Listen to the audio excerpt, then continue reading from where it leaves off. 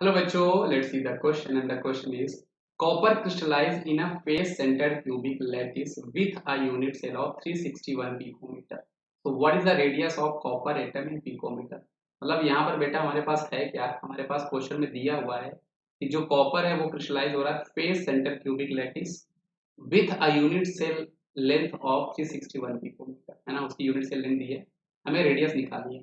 तो देखो बेटा ये क्वेश्चन में हमें बोला है कि कॉपर का जो क्रिस्टल है वो कैसा है, फेस सेंटर्ड है। तो अगर मैं आपको इसका डायग्राम बताऊं बेटा तो आपको ये समझ में आना चाहिए, ये जो हमारे पास है ये आपके पास यूनिट सेल है ना।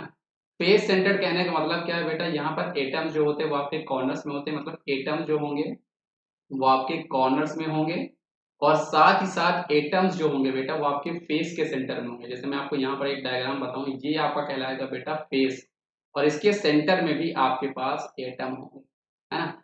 अब यहाँ पर बेटा क्या ऐसा कौन सा चीज होती है जो हमें एज लेंथ और रेडियस, एटम के रेडियस के बीच में रिलेशन बताता है, वो आपका होता है ये फेस डायगोनल। मतलब अगर मैं इनको ज्वाइन करता हूँ बेटा, ये जो लाइन है जो मैंने अभी बनाई, ये लाइन जो है जिसको हम लोग फेस डायगोनल बोला करते हैं, तो वहाँ पे जो हमें रिलेशन बनाया करता है वो आपका होता है फेस डायगोनल, जो कि इक्वल टू आपका अंडर रूट टू ए होता है। जो हमारा फेस डायगोनल होता है किसी भी क्यूब का, सिंपल क्यूबिक का, वो रूट टू ए होता है, ए जहाँ पर एज लेंथ होती है। अब फेस डायगोनल में यहाँ पर होगा कि अगर मैं यहाँ पर फेस डायगोनल ये वाली जो ये हमने यहाँ पर ये बनाया, अगर मैं यहाँ बताऊँ यहाँ पे एटम्स आपके डायरेक्टली कांटेक्ट में होंगे। तो अगर मैं आपको फेस डायगोनल की एक ऐसी, ये फेस डायगोनल की लेंथ है, यहाँ पे ये आपका कॉर्नर्स का एटम होगा, ये फेस सेंटर का एटम होगा और ये आपके पास कॉर्नर का एटम होने वाला है। मतलब यहाँ पर ये आपके डायरेक्टली कांटेक्ट में होंगे, है ना। अब इस क्वेश्चन को करना क्या, डायरेक्टली कांटेक्ट में होंगे, मतलब ये आपका सेंटर और ये आपका सेंटर रहेगा।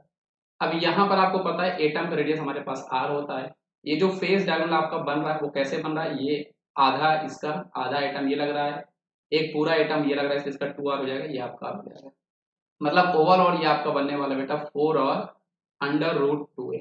अब इसको आप और सिंप्लीफाई करते हो तो यहाँ पर आपको जो रिलेशन मिलता है वो आपको मिलता है 1/2 अंडर रूट 2a, ये आपको रिलेशन मिलता है in the case of face centred cubic lattice. अब देखो बेटा क्वेश्चन में हमें उसने ए दे रखा है, हमसे उसने रेडियस की बात की है, तो बहुत ही आसान क्वेश्चन, ये 1/2 मल्टीप्लाई बाय आप यहाँ पर ए कर दो और ए की वैल्यू यहाँ पर देखो क्वेश्चन में हमारे पास 361 पिकोमीटर जो है गिवन है। अब आपको इसको सॉल्व करना है। मैंने आपको पहले भी कई बार बताया बेटा, जब कभी भी आप क्वेश्चन सॉल्व करो हिट एंड ट्रायल मेथड से सॉल्व किया करो, आंसर आपका आ जाएगा। अब यहाँ पर आप ये 361 को हम लोग डिवाइड कर रहे हैं 2 मल्टीप्लाई बाय 1.414 से करेंगे। इसको आप 2 से जब सॉल्व करोगे तो ये नियर अबाउट आपको 180 आने वाला है और 180 को आप सॉल्व कर रहे हो बेटा 1.4। राउंड फिगर लेने के लिए मैंने आपसे बोला था कि 180 1.5 इसको आप एज्यूम कर सकते हो। तो देखो आपने वैल्यू को बड़ा किया है ना, तो आंसर थोड़ा आपको उससे कम लेना पड़ेगा, ये चीज आपको ध्यान देनी पड़ेगी। इसको आप जब 3/2 लोगे, ये अब 3 ऊपर आपका 2 जाएगा, तो ये आपका 3 × 60, आपको पता है 60 आ जाएगा, 60 मल्टीप्लाई बाय 2 मतलब 120।